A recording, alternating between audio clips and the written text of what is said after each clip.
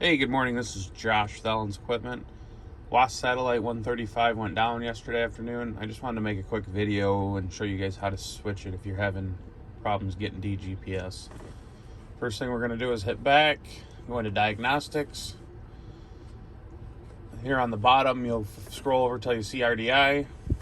We're going to hit right twice into configurations, down once to GPS configurations, over once to DGPS config.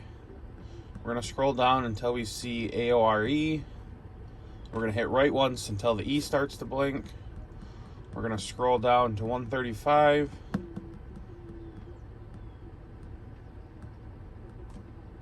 Click right again until the D starts to blink. Scroll down and we're going to disable that. Hit enter. Right again. We're going to scroll down again to 131.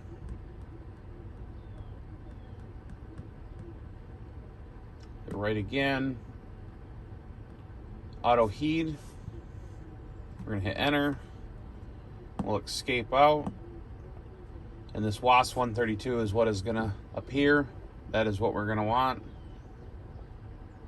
And shortly after that, we'll get DGPS. Thank you. Have a good day.